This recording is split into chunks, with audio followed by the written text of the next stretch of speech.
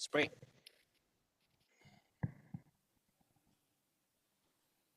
Our Father in heaven, we praise you, God, for who you are.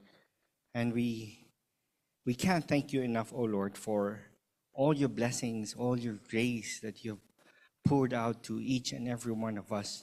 Even tonight, Lord God, this is such a huge privilege that we are able to come and to learn from you, to be ministered by the Holy Spirit, to know about the life of Paul. And we ask, oh Lord, that before we begin, we ask, oh Lord, that you look into our hearts through the Holy Spirit and cleanse us from all unrighteousness, cleanse us from all the things we've said, we've done, and even we've thought of that are not pleasing to you.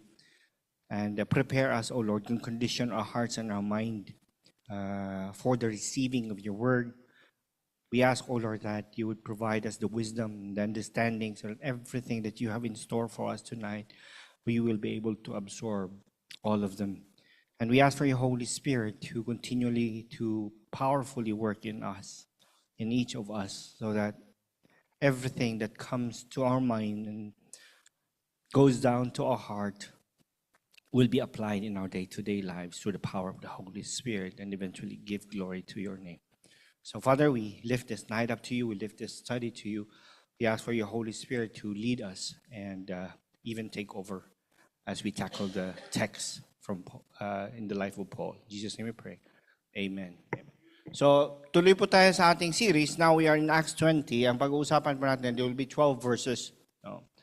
Before we begin, I would just like to some sort of give you an introduction of how I felt about this while I studied itong 12 verses. It's technically a narrative of yung nangyari sa while Paul was aiming to go to Jerusalem and he passed through Macedonia and Greece. But as I was looking for ano ba yung mga theology, mga doctrines dito na we should learn, although not so much because it's a narrative, but if you, what you could move back and see ang bigger picture, makikita natin yung love ni Paul sa church, sa believers. Makikita natin dito yung commitment niya. Makikita natin dito yung sacrifice niya. Makikita natin dito sa kanya yung, I think we should learn from him, na how important it is for Paul, yung doctrines, yung teachings na in every opportunity na meron siya, he never wasted time at ginamit niya yun every opportunity na to teach. Even nga yung natutunan natin na in Ephesus na he was teaching like 5 hours every day and he goes house to house every night with all the persecution and all. And even within that, may mga miracles na nangyayari. Pag may nasa Zoom, okay. Pag may mga miracles na nangyayari while he was teaching within the 3 years of sa teaching sa ministry niya sa Ephesus, miracles were happening as well, di ba? May mga healings and all that. And even yung mga nagpa-practice ng witchcraft, they've surrendered their books, they surrendered all these magic arts, and they believe in the Lord Jesus Christ, and they were sincere. Of course, they gave up their livelihood. And all because of the teachings of Paul. Of course, it's the power of the Holy Spirit to save them, but all because of the effort of Paul. At makikita po natin na a person can only do that if that person has so much love for Christ. So ano yung fuel niya? Ano yung source of energy niya to do all those things? Yung love niya sa church, where did it come from? It just flows from his love for Christ. He understood na yung nakuha niya kay Kristo is something that he can never repay. He's not doing all this to earn God's favor, but he already received all the favors and he's doing this as somehow to return the favor in a way of obedience to serving others. And so makita natin dito yung love niya, yung deep love niya for the church, which comes from his deep love for Christ. Okay, so let's start. So let me read the verses and we go verse by verse as we always do. So Acts 20 verses 1 to 6, it says, "Now after the uproar had ceased, Paul, having summoned and exhorted the disciples, said farewell and left to go to Macedonia. And when he had gone through those districts and had given them much exhortation, he came to Greece. And there he spent 3 months. And when a plot was formed against him by the Jews as he was about to set sail for Syria, he decided to return through Macedonia. And he was accompanied by Sopater of Berea, the son of Pyrrhus, and by Aristarchus and Secundus of the Thessalonians, and Gaius of Derbe, and Timothy, and Tychicus, and Trophimus of Asia. But these had gone on ahead and were waiting for us at Troas. And we sailed from Philippi after the days of unleavened bread, and he came to them at Troas within 5 days, and there we stayed 7 days. Then verses 7 to 12, it says, and on the first day of the week, when we were gathered together to break bread, Paul began speaking to them, intending to leave the next day, and he prolonged his message until midnight. Now there were many lamps in the upper room, and where we were gathered together. And there was a young man named Eutychus sitting on the window sill, sinking into a deep sleep. And as Paul kept on talking, he sunk into that sleep and fell down from the third floor and was picked up dead. But Paul went down and fell upon him, and after embracing him, he said, do not be troubled, for his life is in him. And when he had gone back up and had broken the bread and eaten, he talked with them a long while until daybreak, and then left. And they took away the boy alive and were not a little comforted. So as a background, Paul is here at Ephesus. Naalala niyo yung uproar about yung mga business ng mga silversmiths, no? Tapos they were complaining kasi yung mga ginagawa nila ano tawag nito? Idols, yung mga statue, wala na bumibili because marami na naging Kristiyano at they stopped pagan worship and all that. So there was an uproar. What happened was there was one man, what was his name, na sinabi niya na if you have a case, bring it to the court at doon na pag-usapan. So after that, he calmed the riots down, and this came next. Itong binasa natin. So it was in Ephesus. So makikita natin yung third missionary journey ni Paul. So from Antioch all the way, andito ngayon siya sa Ephesus. Now, from Ephesus, supposedly, gusto niya pumuntang Jerusalem. For the Passover.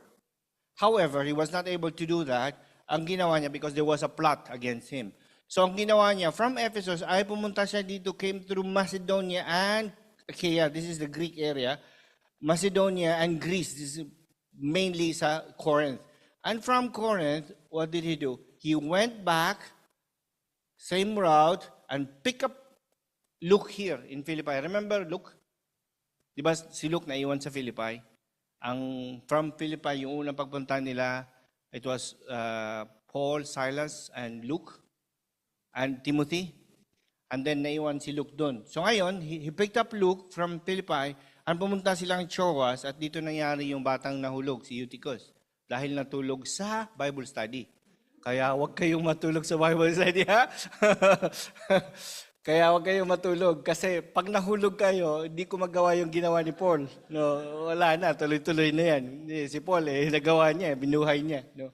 So Troas, dito yun sa Troas. From Troas, pumunta sila dito all the way kasi he was aiming to go to Jerusalem. However, hindi na niya naabutan yung Passover, but he wanted to at least makapunta ng Jerusalem sa Pentecost naman. That is 50 days after the Passover. Okay, so yan yung journey niya. So let's go verse by verse. So verse 1, it says, now after the uproar had ceased, yung uproar about the silver and all that, about the business, no? Kasi yung life ni Paul affected the economy of Ephesus. Yung commitment niya, yung faithfulness sa Panginoon, no? Faithfulness niya sa Panginoon ay had affected financially those businessmen na nagbebenta ng mga idols. Paul, having summoned and exhorted the disciples, again, he called the disciples, he preached to them, he taught them, and before he left, and said farewell and left to go to Macedonia. So Paul left on his trip to Jerusalem via Greece. So from Ephesus, instead of going directly mas malapit na sana siya from Ephesus to Jerusalem, dumaan pa siyang Macedonia and Greek, and then bumalik pa this way. And malalaman natin why he did that. And when he had gone through those districts, so Macedonia and Greece, and had given them much exhortation, again, there's much teaching. Exhortation here, actually teachings. So before he left, he taught. Kung saan man siya mapunta, he's always teaching and teaching and teaching. And he came to Greece. So he had gone through those districts, Macedonia and Achaia, or Greece. In that part, yung nakita natin sa baba, yung Corinth, di ba? So much exhortation. This demonstrates his commitment to strengthening believers personally while organizing relief for Jerusalem shows a faithful and loving pastoral heart.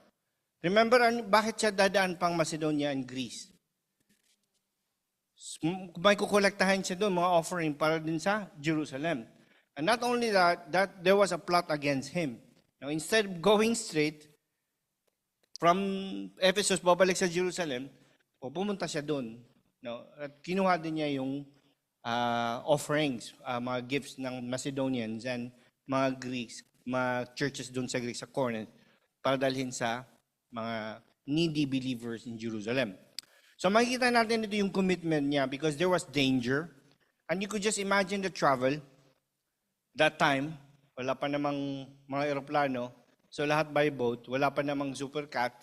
Wala pa namang mga fast craft.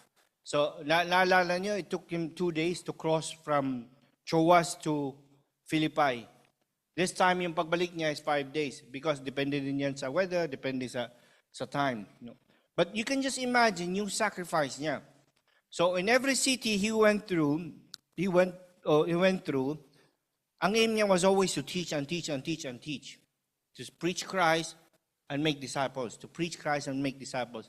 Ang ending usually, there will be a uproar, there will be opposition against him. And then he leaves and again, he does the same thing over and over again. At nag-extend lang siya sa mga cities na kung kailan lang, hanggang kailan siya na hindi siya like physically threatened na. But as long as they're willing to listen to him, he stays there. So makikita din natin yung availability ni Paul. So he's committed and he's selfless and he's always available. You could just imagine yung sa Ephesus, di ba? Magtatrabaho siya na mabreak siya ng 11 o'clock para magturo sa university ni Tyrannus, School of Tyrannus. 11 to 4. And then balik sa trabaho, hihintayin yung mga ibang nagtatrabaho pa. Pag off nila sa gabi, pupuntahan naman niya house to house to teach. And you could just see his commitment, his availability, his being selfless. And if you read on even sa chapter 22, 23, while he was defending himself sa Jerusalem, na-mention niya dun na he was not a burden to anyone because hindi siya nang hihingi to support what he's doing, his ministry. He worked, and he even said na it's an example na dapat tularan ng iba, na you don't rely on those people na tinuturuan mo, but you have to, because God's grace is always abundant. No? So now, here, makita natin, and when he had gone through these districts and had given them much exhortation. So we're saying in every district, kung saan man siya, if he stays there for 1 day, usually he stays 1 day, 2 days, dahil nga you have to wait for the next available na transport, masasakyan na boat, he always take advantage of the time to teach. So he was always proactive. Hindi siya reactive na kung may gusto pumunta. Every time na nakapunta siya doon, makikita natin yan on his way back to Jerusalem na what he does is pagdating niya sa isang lugar, tinatawag niya yung mga believers, yung mga leader ng mga churches. So he could teach. And I'm sure na those churches naman, they're eager to learn from Paul. From Paul himself. So tulad natin, minsan meron tayong mga superheroes na mga preachers na you could just imagine, like kung lang pumunta kung yung kay R.C. Sproul, although wala na, picture na lang, or yung tomb na lang niya, or doon kahit kay John MacArthur, although wala siya doon papunta namin that day, but you know, the excitement and all that. You could just imagine these people as well, knowing that Paul is in town at nagpapatawag ng mga churches because magtuturo. So they were as well excited. Even though they know na Paul will never preach less than 5 hours. 5 hours, less than 5 hours. Makikita natin dyan. So we can see his commitment here. His commitment to strengthening believers. Hindi naman niya sinestrengthen sa mga programs or mga techniques on how, ito yung exercises niyo to have a sound mind. And He's strengthening believers by teaching sound doctrine. Kaya this is, God's Word is indeed our life, di ba? That's the only way for believers to grow, learning the Word of God. That's the only way. That's the only way. Other things that we do are add-ons.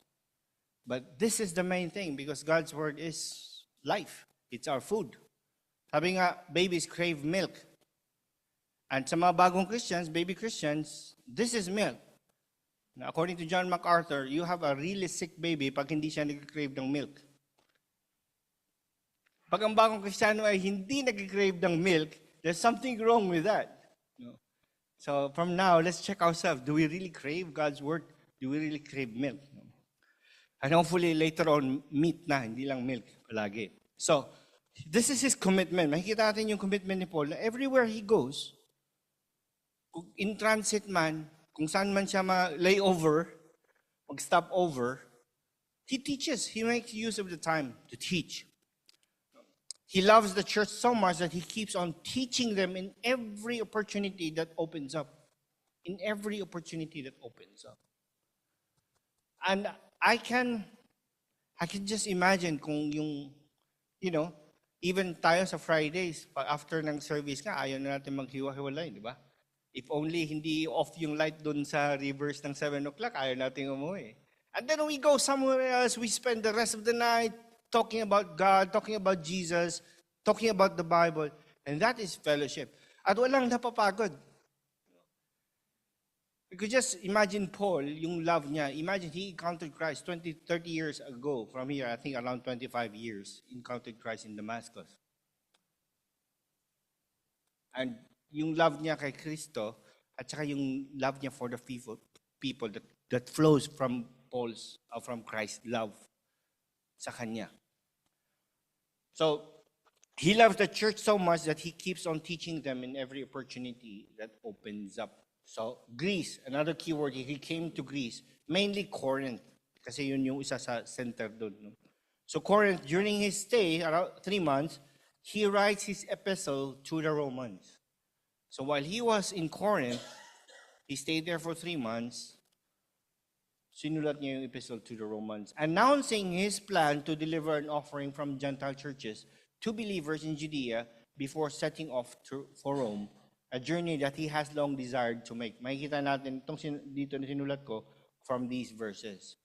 Now, he stayed in Corinth for 3 months, while of course, a lot of preachings, a lot of teachings, and of course, he's asking for collection para sa needy believers in Jerusalem.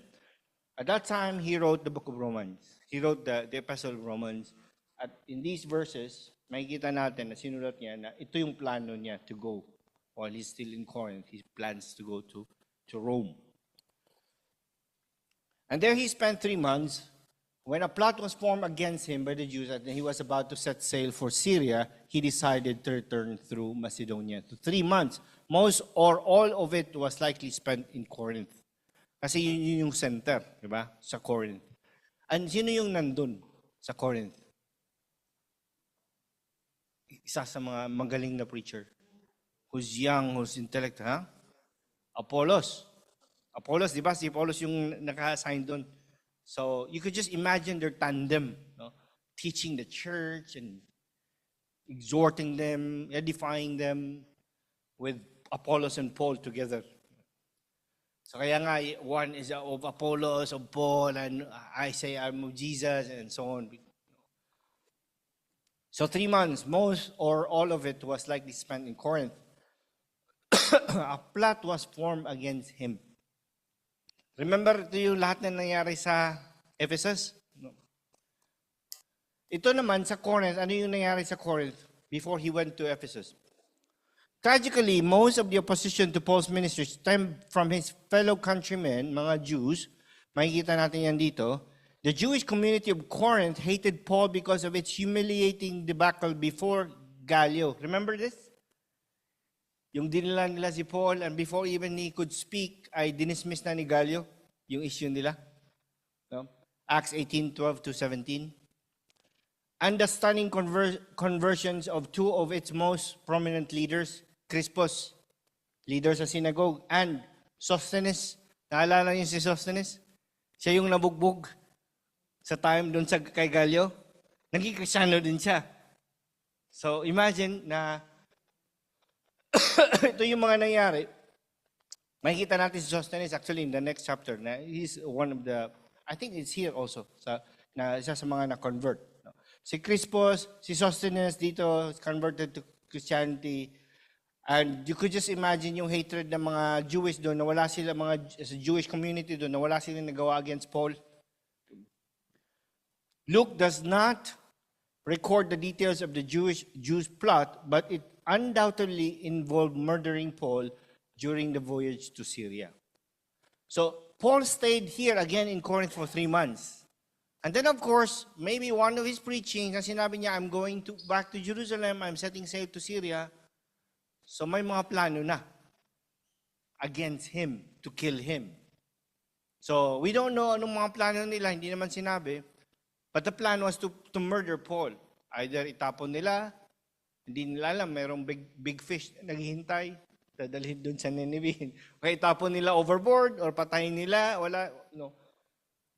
But there was a plot.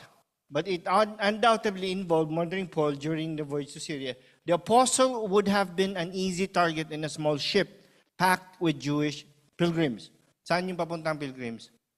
Sa Jerusalem. Because of the Passover, and of course, usually pag nandun sila sa Passover and leavened bread, they wait until the Pentecost then.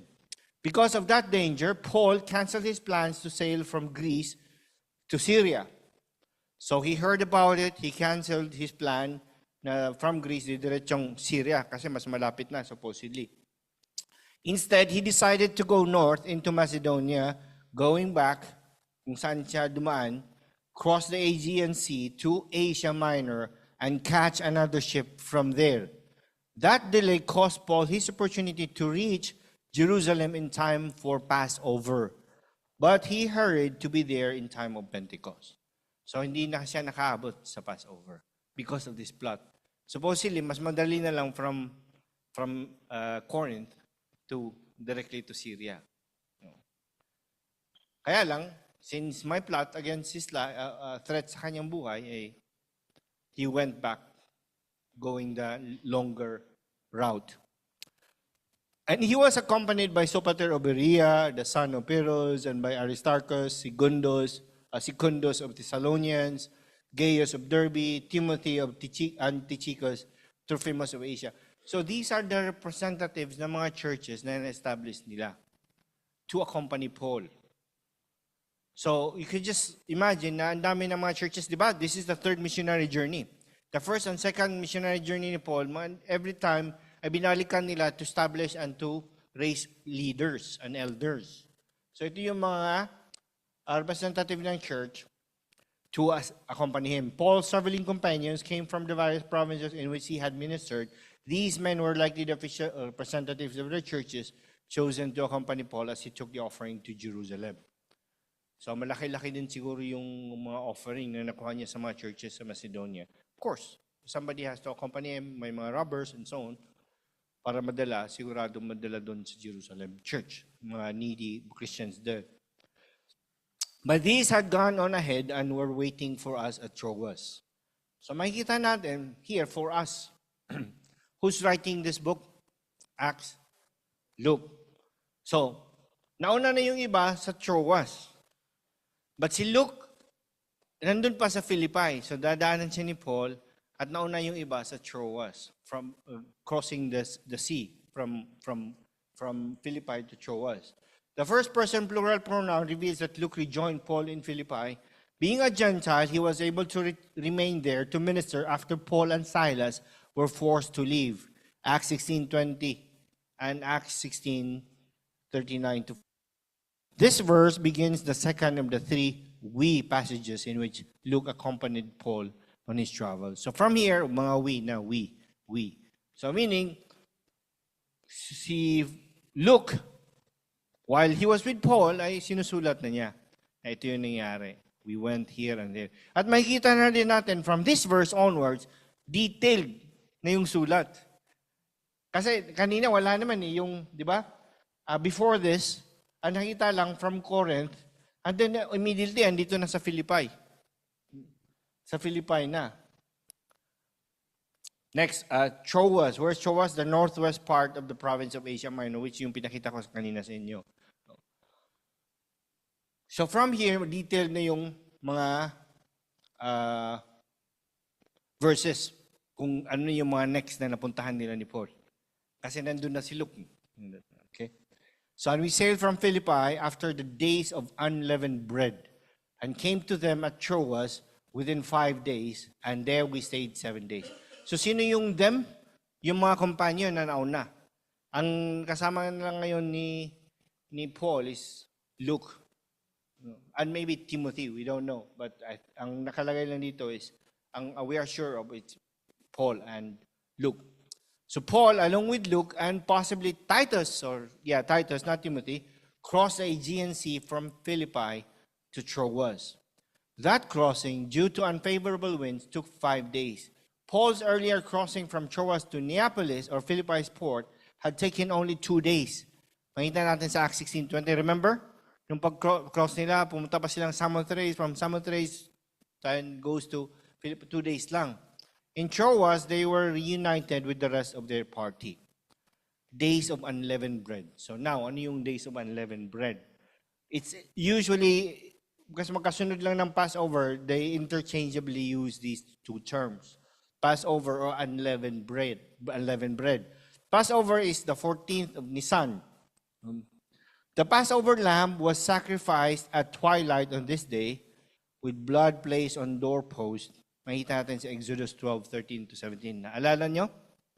No? Yung blood of the lamb sa doorpost. And then yung angel of death pass over those houses na may blood of the lamb. So, sineselebrate yan ng Israel. So, yan po yung nauna, 14th Nisan. And after that, 7 days of so-called Feast of Unleavened Bread. So, magkasunod.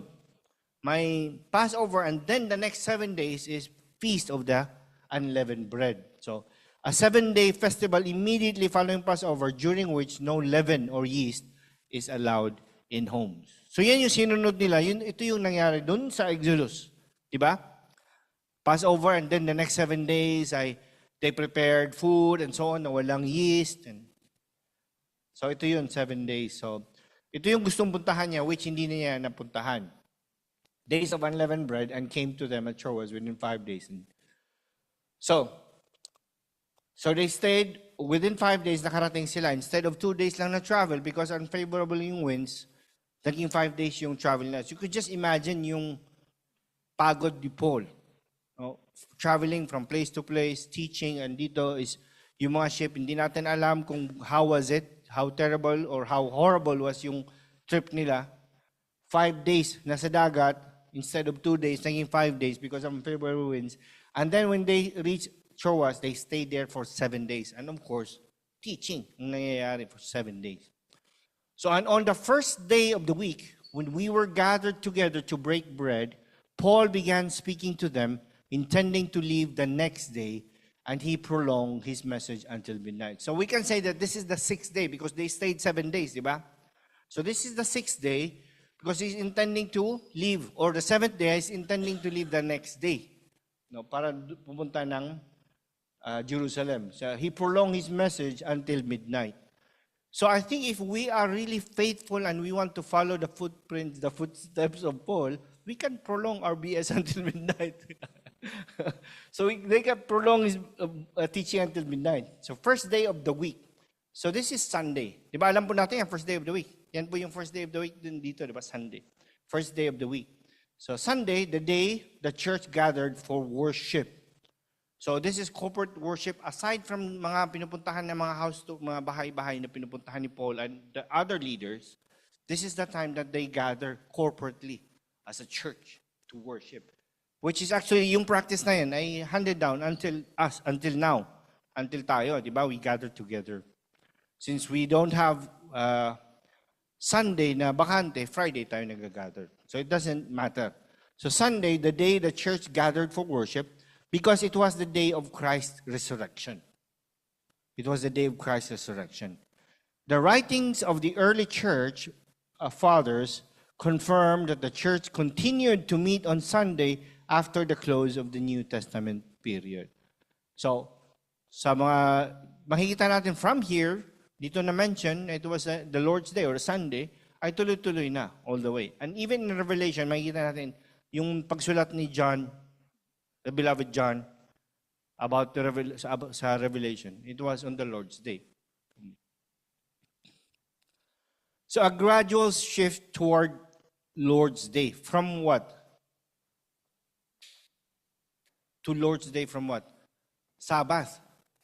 From Sabbath to Lord's Day. Gradual shift towards Lord's Day gathering centered on word and fellowship. Centered on word and fellowship. So, it started from there. Sa time ni Paul, Peter, na Lord's Day na, Sunday ang service, ang worship service. Or they come together to learn collectively or corporately. And may fellowship. There's always food. Pag-usapan natin yung food later on din. Now, kung ang equivalent nito, this is the first day of the week. We call it Sunday. But ngayon, anong equivalent time? Saturday night. Bakit? Yung one day nila, di ba? Sunrise to sundown, sunrise to sunset. So yung Saturday, that time, dito Saturday natin hanggang 12 midnight eh. Di ba? Ang sa kanila is what? 6. So when it said na first day of the week, ang equivalent sa atin ngayon is actually Saturday night pa lang. Pero since they count sunrise to 6 to 6, di ba 6 to 6 yung counting ng ano nila, ng day? Di ba tama ba sa TE? Ha? 6 to 6. So this is almost midnight eh. So they call it, pag cross ng 6 o'clock, that's another day. Kaya yung Friday to Sunday is 3 days. Friday to Sunday, 3 days ba? Saturday, Sunday. Count natin 2 days. Pero sa kanila, 3 days. Kasi it was already 1 day sa Friday, pag 6 o'clock noon, Saturday na yon. The next day, Saturday, pag 6 o'clock ng Sunday na yon. When Jesus rose from the dead, it was still madilim. So it was still part of Sunday. Nakuha niyo po? So, here, it was the first day of the week to Sunday before midnight ng Saturday. In equivalent ngayon. Okay? So, in-mention ko lang yun. It's not a big deal actually. Okay. Now, why don't we practice Sabbath anymore? Because it's no longer required. Scripture does not require Christians to observe Saturday Sabbath. The Sabbath was the sign of the Mosaic covenant, old covenant, whereas Christians are under the new covenant. We're under the new covenant, the new agreement. There is no New Testament command to keep the Sabbath. You can't find it. The first command to keep the Sabbath was not until the time of Moses. Jerusalem Council did not order Gentile believers to keep the Sabbath. Remember Acts 15? Jerusalem Council, when they were talking about circumcision and all that. Wala naman, hindi naman ni-require. Ang ni-require na nila was to abstain from sexual immorality and food offered to idols. Paul never cautioned Christians about breaking the Sabbath. If this was to be Paul, importante, supposedly, nasa mga lahat ng mga sulat niya, ay sinulat niya doon to keep the Sabbath, but nothing. The New Testament explicitly teaches that Sabbath keeping was not a requirement. You see this in these verses. It's not a requirement anymore. Now, are we required na dapat Lord's Day, dapat Sunday lang talaga? No. Hindi naman din sinulat. Although, ang practice, sa nila that time, because it was the day that Jesus resurrected. Lord's Day. Romans 14:5, one person judges one day above another, another judges every day alike. Each person must be fully convinced in his own mind. Remember this? We tackled this sermon series natin sa Romans. No? Na preferences. Now we are to accept one another. These are not sin, these are preferences. Galatians 4:10-11. You observe days and months and seasons and years. I fear for you that perhaps I have labored over you for nothing. So Paul was saying, na ang dami ko ng teaching sa iyo, but until now, you still observe these days. Na ilang beses na tinuro ni Paul that we are free in Christ. You're no longer bound to all these superstitious beliefs. Colossians 2:16-17, therefore no one is to judge you in food and drink, or in respect to a festival, or a new moon, or Sabbath day, things which are only a shadow of what is to come, but the substance belongs to Christ.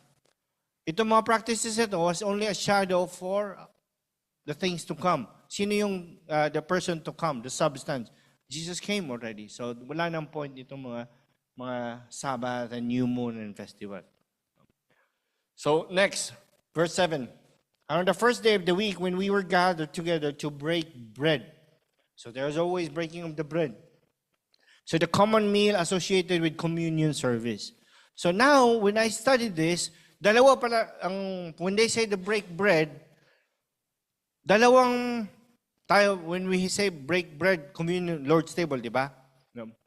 So, that time, they call it the love feast and the communion. There's the so-called love feast. There's always this word love. Because ang punto doon, there were so many, ang mga believers, di ba may mga mayayaman na believers? Businessman, tapos meron ding mga mahihirap. So they call this every Sunday, when they come together, before they do the communion, the breaking of the bread as commanded by Jesus Christ, meron silang love feast. Which all in all, they call it the breaking of the bread. Ang communion nila, ginagawa nila after midnight. But before midnight, they eat together. Ito yung tinatawag na love feast, which is, ang mga mayayaman, they bring food sa church. At yung mga mahihirap na walang madala, kung ano lang madala, pupunta doon. And then they share together. And they eat while Paul is teaching, or whoever is, they fellowship, talk about Christ and so on, while they eat. And then in midnight, they do the communion with the breaking of the bread and drinking of the wine. Of course, they drank wine kasi kailangan nila at that time. Then, tayo, we have juice. Masarap din, di ba? Juice. But that's the point. So, the common meal associated with the communion service. So, 1 Corinthians 11:20. Therefore, when you meet together, see Corinth, meet together in the same place, it is not to eat the Lord's Supper, for in your eating, each one takes his own supper first, and one is hungry and another is drunk. For do you not have houses in which to eat and drink? Or do you despise the church of God and shame those who have nothing? What shall I say to you? Shall I praise you? In this I will not praise you. What happened? Sinira nila yung love feast. Instead, ang teachings was, kung sino yung walang pagkain, mag-share, magdala yung meron. Ang nangyari, they brought their food, they ate their food, at they drank their wine, ay yung ibang mga walang dala, hungry. Kaya, this was Paul's rebuke to them sa mga Corinthians. Because you know how they were, mga Corinthians, di ba? Pagans and all that. Kaya tawag nga sa mga immorals, doon is Corinthianized. So, this was a rebuke. So, they destroyed the love feast na practice. And we try to restore it. Every time na may chance, we eat together and we share food. Diba? So, ito yung nangyari, they abuse it. Yung mga mayayaman, dala sila ng mga masasarap na pagkain, daming wine, sila lang din kumakain, sila nag-inom. Kaya sabi ni Paul, wala ba kayong bahay na doon kayo mag-inom?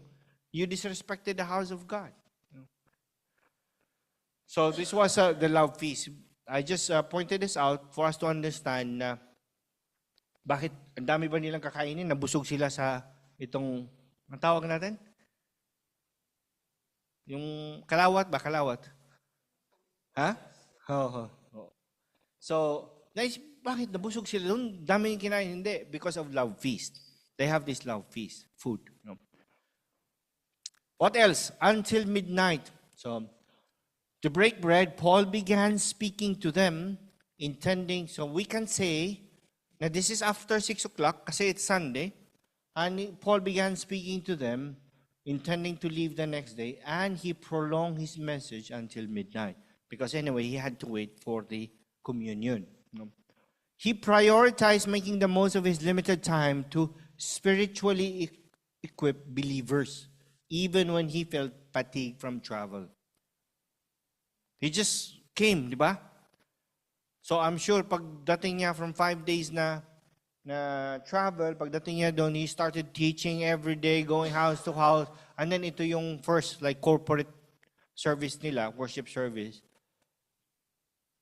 He stayed until midnight, knowing na aalis pa siya the next day.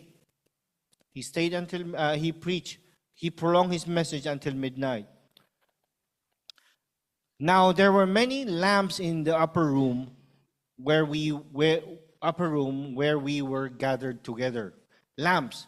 The fumes given off by these oil-burning lamps help explain why Eutychus fell asleep. So since wala mga lamps naman lugar, upper room. Di ba pinakita ko one time yung mga bahay nila that time na meron talagang upper room for them to meet, and sa baba doon yung mga yung kitchen nila, tapos mga animals nila andun lang sa baba, tapos yung second floor or yung upper room usually malalaking places like a majlis for them to meet, no? So ganun din, at since it's dark, it's night, may maraming mga lamps. Isa sa mga reason there, according to John MacArthur, na every time na nag-gather na yung mga Christians, purposely, ang daming mga lamps nilalagay nila because they were accused of immorality. Itong mga Kristiyano, when they gather, itong mga followers of the way, when they gather, kung ano-anong ginagawa nilang mga kasalanan. They are hypocrites and they proclaim Christ, and then pag nag-gather pala sila. Kaya ang ginawa nila that time is to make sure na the place is well lit for people to see. Na kumakain lang sila and they're just teaching and all. That's one of the commentaries na nabasa ko na regarding why there were so many lamps itong sa nangyari sa time ni Paul. So, nag-give off, of course, na yung mga oxygen ay nakukonsume. Di ba? So, the lesser the oxygen, inaantok yung mga tao. Kaya buksan kaya natin itong windows. So the upper room, the early church met in homes.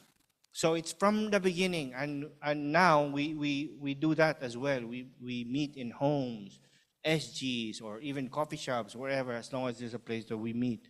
No? The first church buildings date from the 3rd century. So yung officially, may mga church buildings na sa 3rd century na. That's like 300 something. And there was a young man named Eutychus sitting on the windowsill. So nandun siya, maganda yung lugar niya sa windowsill, sinking into a deep sleep. And as Paul kept on talking, he sunk into that sleep and fell down from the 3rd floor and was picked up dead. So there's always a danger of sleeping sa may teaching. So kaya delikado, careful dyan sa mga upuan nyo kasi pag nahulog kayo dyan at nabali yung neck nyo, wala na, hindi natin kayang. Wala, yung mga miracles, that was the apostolic time. Ngayon, wala na. No? So, careful. So, the Greek word suggests that he was between 7 and 14 years old. So, he was very young. 7 and 14 years old. His youth, the fumes from the lamps, and the lateness of the hour gradually overcame his resistance. He dozed off, fell out of the open window, and was killed. Third floor, nahulog siya. So, at young, so at this age maybe, kung nag-aaral siya the next day, sana'y matulog siguro ng maga. Hindi tulad ngayon yung mga young natin, gising pa ng midnight, naglalaro pa ng kung ano-ano online. So, that time, so sana'y siguro matulog ng mga maaga at very excited sa faith niya. At nandun si Paul. So, this does not happen every day. So, he stayed there with the adults and learning from Paul's teaching. Kaya lang, nakatulog, hindi niya na-resist yung antok, fell down at namatay. 3 floors. But Paul went down and fell upon him, or embraced. And after embracing him, so he covered, he said, "Do not be troubled, for his life is in him." So he died, but because of what Paul did, through the power given by the Holy Spirit, and in the name of Jesus Christ, ay nabuhay. So, of course, si Luke ang nagsulat nito doktor Namatay talaga yun. Kasi doktor, tinek yun. Baka may nakalagay pa doon na death certificate, time of death. His life is in him. This does not mean that he had not died, but that his life had been restored. As a physician, Luke knew whether someone had died, as he plainly states in verse 9, was the case with Eutychus. What else? And when he had gone back up, so he went down, Paul went down, embraced the kid, prayed over him for sure, ay nabuhay, and then he had gone back up and had broken the bread and eaten. Now this time, this is the communion, the formal communion. He talked with them a long while until daybreak. So imagine yung sermon from, let's say, from 8 o'clock or 7 o'clock to midnight, tapos nag-break lang saglit kasi may namatay, tapos tuloy-tuloy ulit until daybreak, no? He talked with them a long while until daybreak, and then left. And they took away the boy alive and were not a little comforted. If you read on, when he left, hindi na siya natulog. He walked. While si Luke and others sumakay sa barko, Paul walked and met them in the next city. Bakit? What's the purpose? Because usually that time, yung custom nila, pagkatapos ng service, sasamahan pa yung preacher. At marami pang mga tanong and so on. At kinaklarify ni Paul. While he's walking to the next city, maraming sumasama sa kanya. Meron akong tanong dito sa sinabi mo, meron akong tanong dito, and so on. But that was their practice that time. So, ang teachings ng isang preacher that time, hindi nag-i-end sa gatherings nila. Until when he's going home, maraming sumasama at nagtatanong. Kaya maybe tuloy-tuloy pa rin, kung taga dyan lang siya, tuloy-tuloy pa rin. Anybody can just come and ask and learn about Christ. So he walked, pagbasahin niyo yung next chapter. And they took away the boy alive and were not a little comforted. Broken the bread and eaten. So ito na yung communion, which on this occasion is observed well after midnight, and it is not just a fellowship meal. So yung kaninang love feast is called a fellowship meal as well, but this time, it's the communion itself. So dalawa usually yung ginagawa nila. What else? So until daybreak, he continued teaching them until daybreak. Until daybreak. So until the next day. Sunrise na yun eh. So Monday na. From Saturday night to Monday. No? From Saturday night to Sunday morning. No? So he continued teaching them until daybreak and then left. Paul's commitment and hard work demonstrated how he loves the church, how he loves Jesus. Because Jesus Christ died for the church. Jesus Christ loved the church.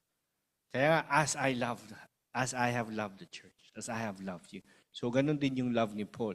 And that's how we should be.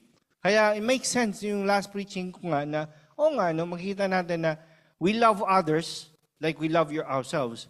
But then Jesus raised the bar. You love others this much as you love yourself, but for fellow believers, you love them even more. As Christ loves you. Mas mataas yung love ni Christ sa atin kaysa we love ourselves. Imagine. So teaching is not time-bound. Our teaching is time-bound. Dito we have to finish at the latest at 10 o'clock. Or anywhere else, because of course, iba naman yung setting. No? We have to pay, we have this, and so on. But there, at that time, yung mga teaching sila, it's not time-bound. Until somebody asks, until somebody wants to learn, you continue teaching. Kaya di ba, napag-aralan natin, lahat ng mga preachings ni Paul is, what's the word? Yung sa reasoning? Greek word, no? Where we got the dialogos, the dialogue, where we got the word dialogue. Yung reasoning na word doon ginagamit, ang Greek word, actually means dialogue. So when they teach, it's an open forum, question and answer every time. No? So yun. So teaching is not time-bound, it is need-bound. So meaning until nobody asks anymore, dun pa lang matatapos yung teaching. But kung mayroon pang nagtatanong about the scripture, about doon, tuloy-tuloy lang yung teaching. Would you like that? Wala pala si Melvin, no? Alala ko si Melvin. Online, okay. So alive. So Paul's restoration of the young man Eutychus to life is one of the two such raising of the dead by apostles recorded in Acts. Naalala niyo kung sino yung una? Ladies, lalo na ladies, mas, ha? Hindi, kay Paul. Peter ang nag-raise nito. Hindi si Paul, si Peter. Dorcas. Tabitha, di ba? It is God's affirmation of Paul's ministry and the life-giving power accompanying the word. So, the miracles that Paul performed was the confirmation or the affirmation of God na si Paul was an apostle, was a servant of Christ. Acts 9:40-42. But Peter sent them all out and knelt down and prayed, and turning to the body, he said, Tabitha, arise. And she opened her eyes, and when she saw Peter, she sat up, and he gave her his hand and raised her up, and calling the saints and widows, he presented her alive. And it became known all over Joppa, and many believed in the Lord. Naalala niyo to? Sitwasyon? Si Tabitha, si Dorcas, na mga babae, daming mga widows, na she was taking care of them. She was discipling them. At tinuturuan niya ng mga, kung ano yung mga fabric na gano'n.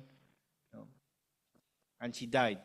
And then they sent, nalaman nila si Peter, andyan lang sa kabilang town, pinatawag. And then he raised her up. So we are done. So, conclusion. Paul's tireless teachings, his long and difficult journey through Macedonia and Greece, and his dedication to gathering support for the poor believers in Jerusalem all flowed from a deep love for Christ that overflowed into love for his church. He endured hardship, gave his time without reserve, and strengthened believers at every stop. At every stop. Refusing to withhold truth or comfort from the flock. Let us imitate that same Christ-centered love, holding firmly to sound doctrine, serving sacrificially, caring generously, and committing ourselves to build up the church no matter the cost. When Paul said, to live is Christ and to die is gain, may integrity yung word na yun. Because he truly lived for Christ. And indeed, he considered dying for Christ even better, or so much even gain as gain. Kasi finally, mahihitan niya the person that he died for. And he lived for. Makikita niyo yung buhay ni Paul from the day that Christ met him on his way to Damascus. Wala naman siya ibang ginawa, kundi lang mag-teach, magturo, make disciples, preach Christ everywhere and every when. He was always available. He was always committed. Wala siyang withhold. He's teaching with boldness and so on. So let us imitate him. So any questions? Kasi need-bound yung teaching, no? Hindi time-bound, need-bound. Pag may tanong daw, tuloy-tuloy lang. Anyway, pag wala, let's pray. Lord, we thank you for tonight. We ask, oh Lord, that you continue to teach us the things that we should learn from the life of Paul, that indeed he lived out what he said, that to live is Christ and to die is gain. So Lord, we pray na the kind of love that he has for you and for the church, ay yun din po yung that would also sink deep in us, in our hearts, and cause us to act like him and to serve like him, not because out of duty, but because out of desire and love for you. In Jesus' name we pray. Amen.